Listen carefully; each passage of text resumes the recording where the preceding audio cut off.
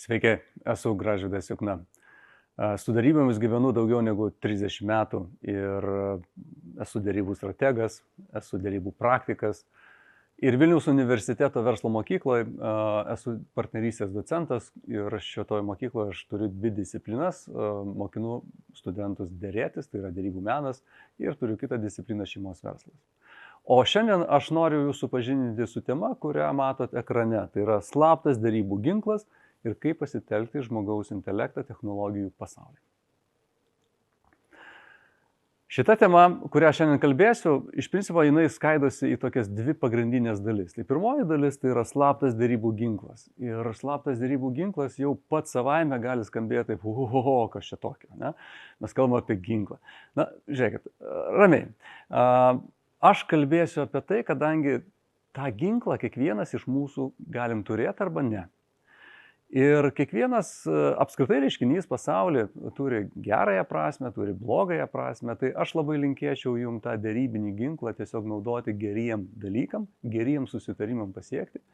Ir į tą ir norėčiau jūs akcentuoti kaip tokį. Tai neišsigąskite šito žodžio, viskas su juo yra gerai, mes tai arba turim, galim jį ugdyti ir naudoti geriem tikslam. Antroji dalis yra apie technologijas ir apie intelektą. Ir kai kalbu apie technologijas, ypatingai šiais laikais reikalingas kritinis mąstymas, nes atsirinkti reikės. Technologijos keičiasi, mainosi, intelektas lygiai taip pat, ir kas yra tikra, kas yra netikra, kas man gali padėti susitarti, kas man gali trukdyti susitarti, bet čia jau bus visada klausimai, kuriuos aš tiesiog kaip darybininkas turėsiu atsirinkti. Ir paskutinis dalykas, ką noriu akcentuoti, temoj pačioj kaip tokioj, tai yra tai, kas mato čia parašyta vidury, tai yra žmogus. Ir apie žmogaus rolę, apie žmogų mes irgi apie šitoj paskaitoj turėsim daug ką pasikalbėti. Derybose jūs susitiksit žmogų. Ir tai yra vienas iš tokių esminių momentų, ką reikėtų suprasti. Nes galima išmokti strategijas, galima išmokti taktikas, tačiau jeigu jūs nesuprasit kito žmogaus, vargiai jūs susitarsit. Ir čia dar vienas momentas yra. Tam, kad suprasti kitą žmogų, pirmiausia, turit suprasti save. Va, tai trumpai aš padariau įvadą apie tą paskaitą, kurią mes čia turėsim. Ir dabar iš eilės norėčiau pristatyti keletą tyrimų, kuriuos aš esu atlikęs kartu su Vilniaus universiteto verslo mokyklos studentais Lietuvoje apie derybininkus ir apie derybas. Tai vat pirmasis tyrimas, kuriame mes klausėm verslo atstovų, ar pasitikėjimas yra svarbus derybose. Ir kaip jau matot, yra skaičiai 88, 55, 49, tai man kaip derybų atstovai yra labai džiugu girdėti ir suprasti, kad žmonės sako, kad taip, derybose pasitikėjimas yra svarbu.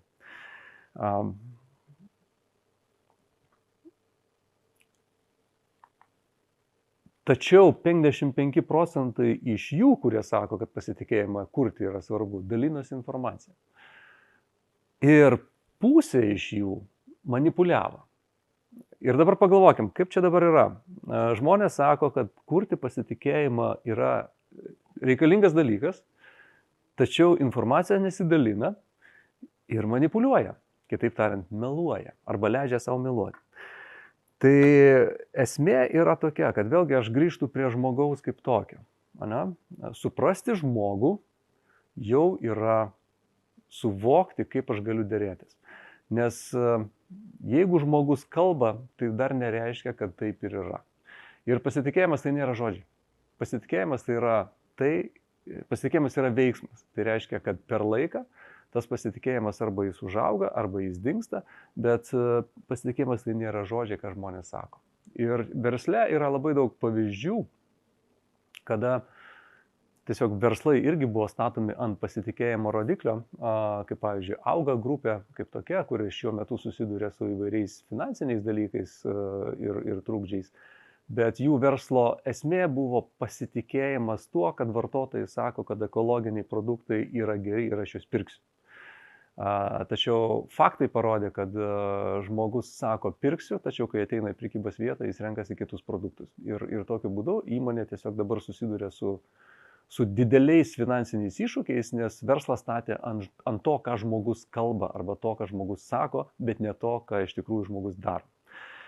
Tai čia pirmas tyrimas, kuris mano galva yra labai svarbus einant į dėrybų tą discipliną, kalbant apie tai, kaip išnaudoti intelektą ir kaip išnaudoti dėrybas kaip ginklą. Kitas tyrimas, kuriame sudalyvavo jau daugiau negu 400 žmonių, yra toks bandymas atsakyti klausimą, ar apskritai Lietuvos žmonės yra geri dėrybininkai kaip tokie.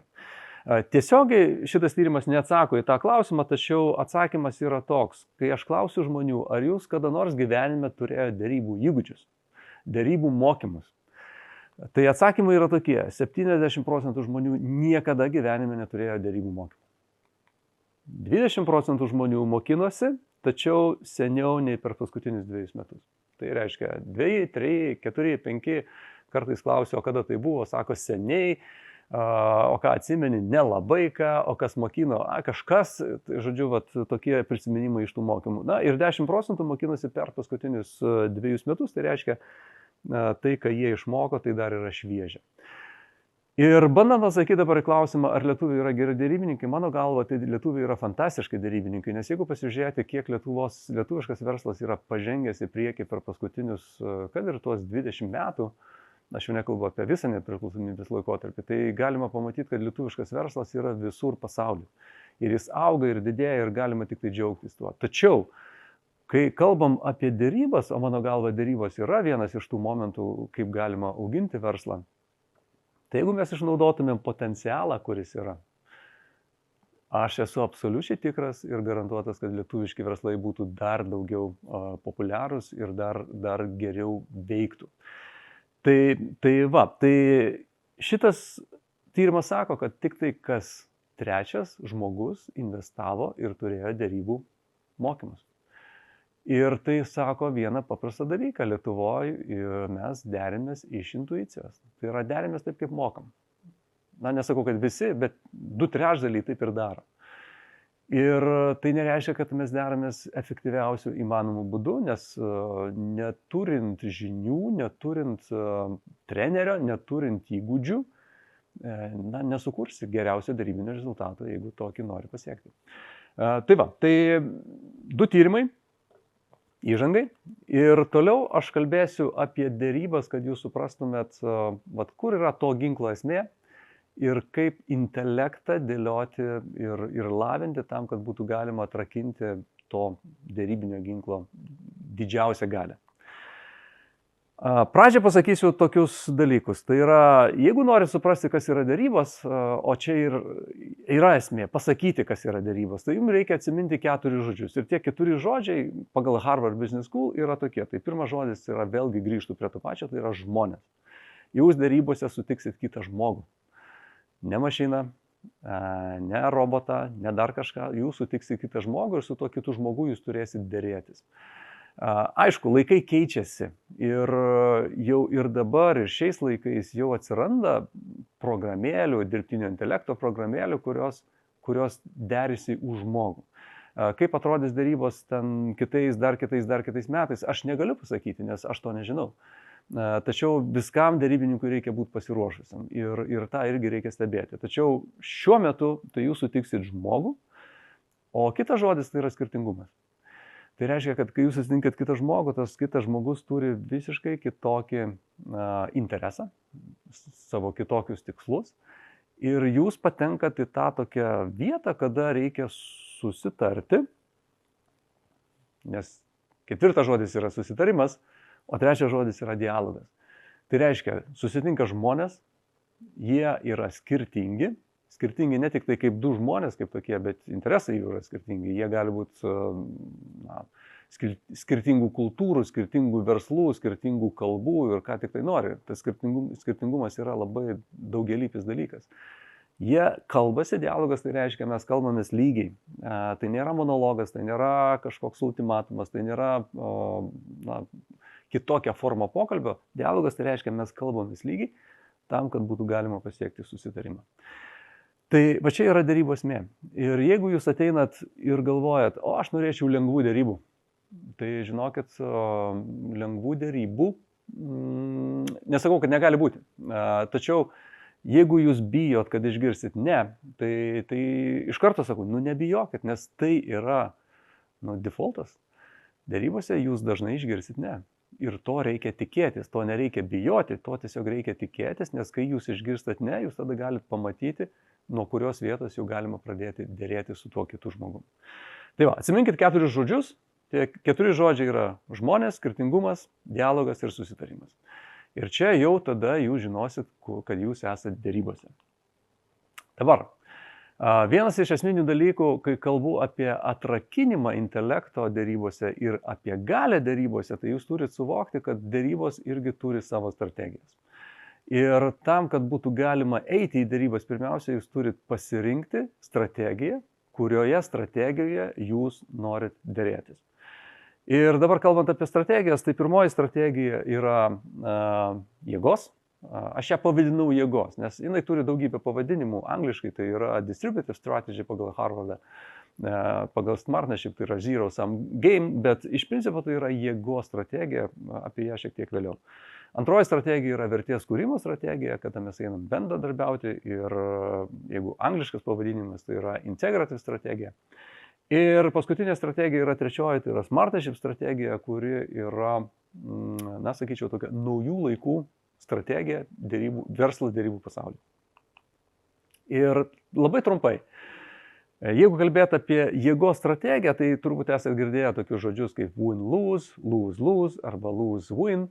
Tai reiškia labai paprastą dalyką. Tai yra tam, kad kažkas laimėtų, kažkas turi pralaimėti. Čia ir vadinu jėgos arba kovos, nes tai yra kovojimas. Ir tas kovojimas tai reiškia, kad šalis konkuruoja dėl didesnės dalies tam susitarimų reikale, kurį mato. Tai kitaip tariant, jeigu dėrybinė pradžia yra tokia, raudonas laukas ir geltonas laukas, dėrybų eigoj, jeigu dėrybininkas, kuris yra geltonas, turi alternatyvų, turi daugiau galios, turi daugiau jėgos, tas laukas pasikeičia į tokią proporciją. Ir jeigu dėrybininkas geltonas turi dar daugiau galios, dar daugiau jėgos, jisai gali pabaigti dėrybas štai tokių dėrybinių pyragų, kuris iš principo pradžioje atrodė taip, o pabaigoje yra taip. Ir jeigu pradžioje raudonas sako, o aš turiu didelį dėrybinį pyragą, tai pabaigoje dėrybų iš to dėrybinio pyrago jam mažai kas liko. Tai čia yra jėgos dėrybų strategija, kada mes nieko nesukūrėme, mes tiesiog padalinam. Vienas pasiėmė daugiau, kitas pasiėmė mažiau, arba abu pasiėmė per pusę, čia kaip jau kam pavyko susitarti. Kai kalbu apie vertės kūrimo dėrybas arba bendradarbiavimo dėrybas, tai reikia suvokti tokį dalyką, kad pirmiausia, dėrybininkai turi ateiti į dėrybas į kūrybą. Jie turėtų sukurti to, ko neegzistuoja, ir tik tai po to pasidalinti. Tai kaip tai atrodo? Tai reiškia, kad mes, kai ateinam dėrėtis, mes atrodom tą pyragą, matom taip, ir kai mes jau pradedam kurti, dėliojamės, mes tą pyragą padidinam, ir tada netgi jeigu proporcija yra ta pati, tiek vienas, tiek kitas gauna daugiau, negu buvo iš pat pradžių. Tai čia yra teorijoje labai dažnai aprašyta win-win strategija kaip tokia. Aš nesigilinsiu į teorinį dalyką, galite skaityti, ieškoti informacijos, ne? Tačiau esmė yra tokia, kad mes pirmiausiai sukūrėm ir tik tai po to einam dalintis.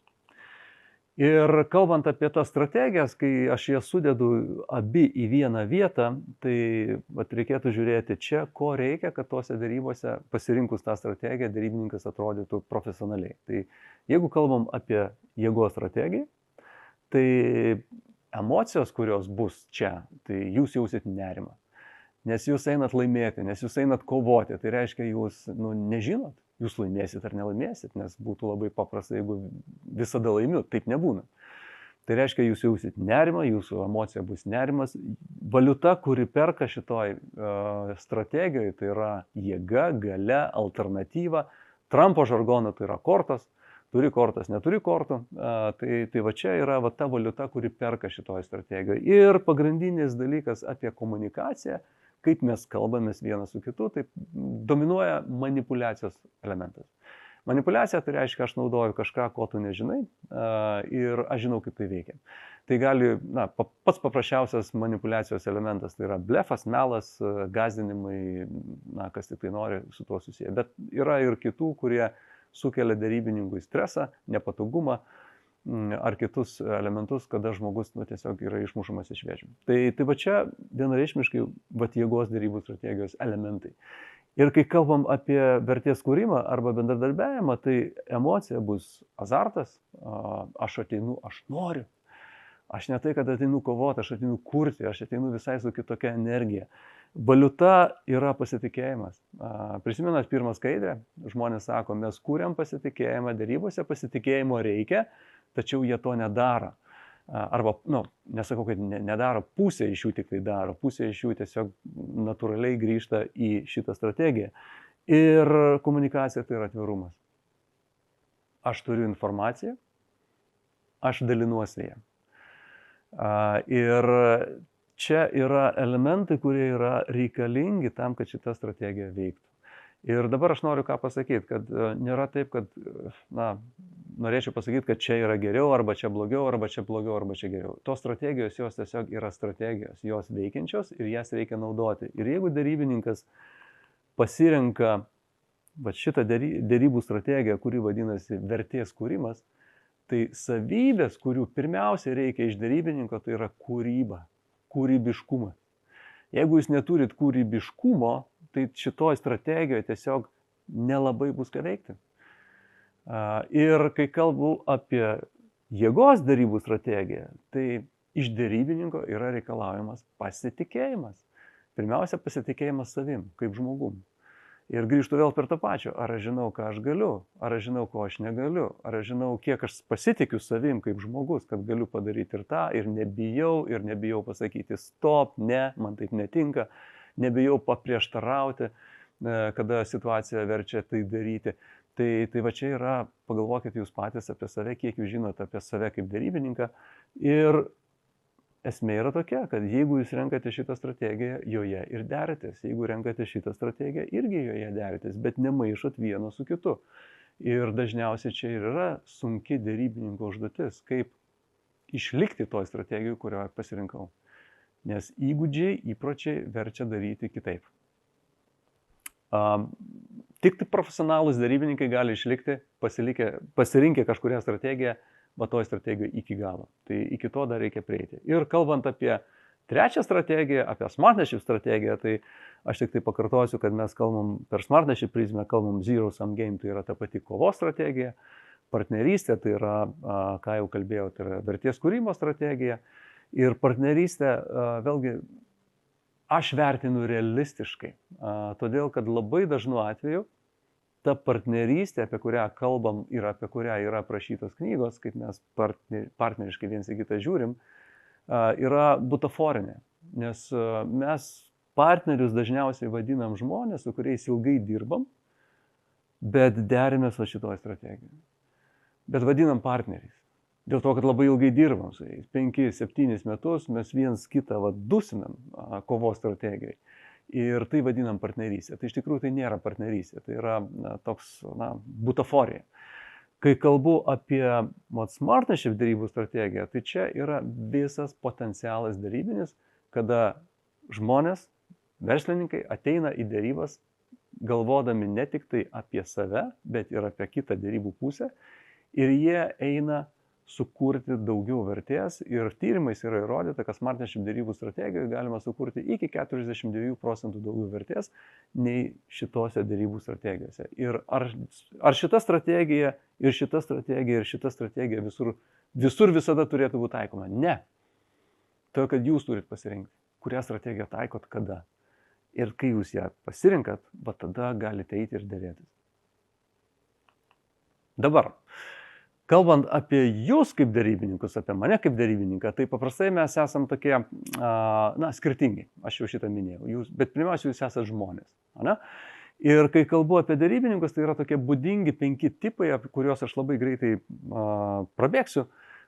Ir ką tai reiškia? Tai reiškia, kad kiekvienas derybininkas savo turėtų prisiskirti, kas aš esu, arba kaip aš mėgstu dėrėtis, kuris iš tų tipų būdingas man.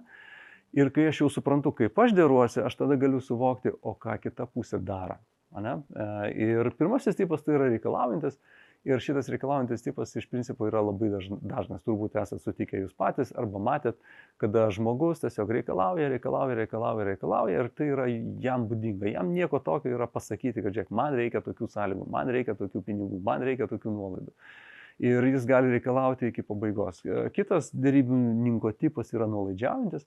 Tai jūs jau galite pagalvoti, jeigu jums sudėtinga pasakyti ne, jeigu jums sudėtinga paprieštarauti ir jeigu susitiko reikalaujantis su nuolaidžiaujančiu, tai koks darybinis rezultatas bus, turbūt labai paprastai suvokėte, kad reikalaujantis pareikalaus, nuolaidžiaujantis viską atiduos.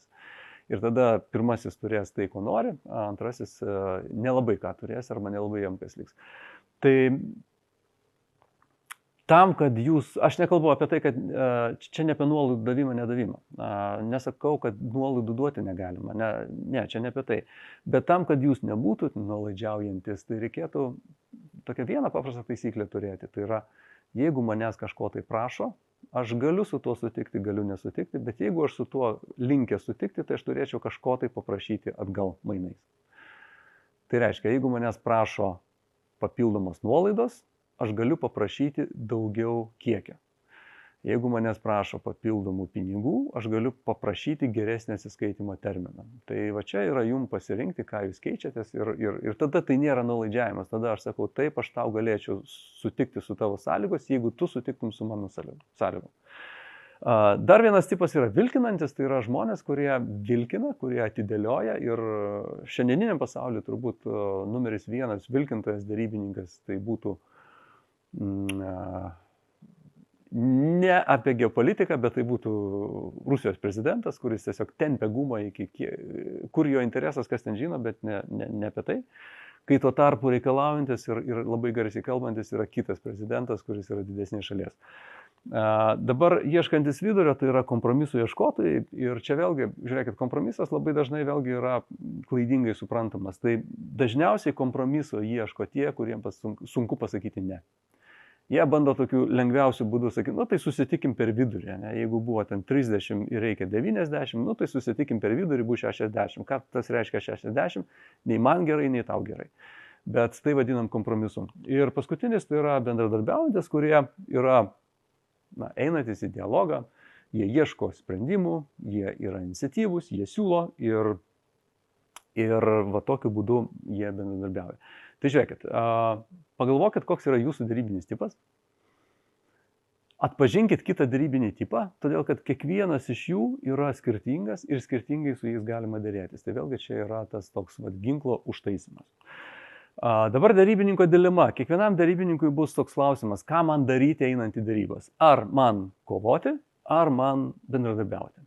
Ir čia nėra vieno atsakymo. Atsakymas, į kurį jau pradėjau jūs vesti, tai yra pasirinkit savo strategiją, priklausomai nuo to, kokius tikslus savo keliat ir tokiu būdu savo derybinį ginklą galėsit užtaisyti. Dabar, jeigu kalbėt apie tai, kas lemia derybų rezultatą, tai žinios, įpročiai, įgūdžiai, požiūris arba nuostatos, čia yra kombinacija visko.